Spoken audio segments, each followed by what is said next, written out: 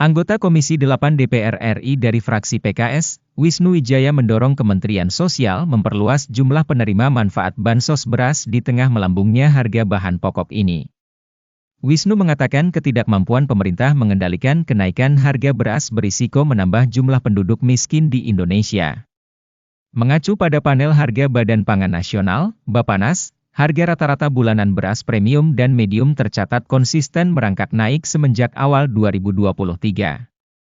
Misalnya, harga beras medium rata-rata telah menembus Rp12.690 per kilogram pada September 2023, sedangkan pada Januari lalu tercatat hanya Rp11.550 kilogram.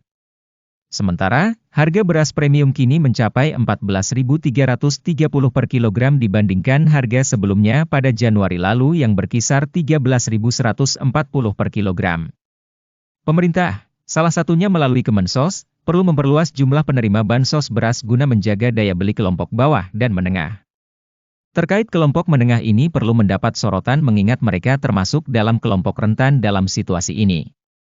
Status sosial ekonomi mereka yang tidak termasuk kelompok bawah membuat mereka tidak menerima bansos dari pemerintah, papar Wisnu di Jakarta, Kamis 21 September.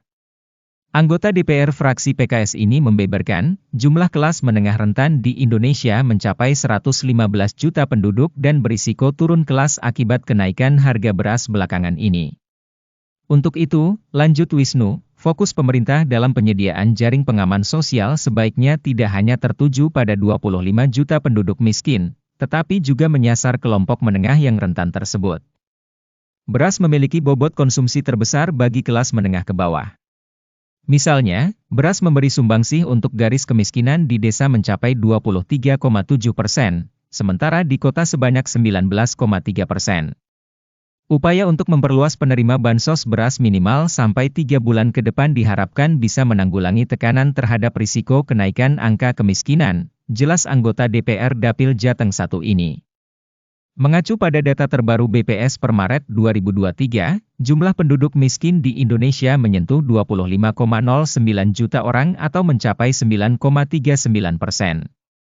Meskipun angka tersebut sedikit turun dibandingkan pada bulan September 2022 yang mencapai 9,57%, namun angka tersebut masih lebih tinggi jika dibandingkan pada masa sebelum pandemi, yakni 9,22% per September 2019.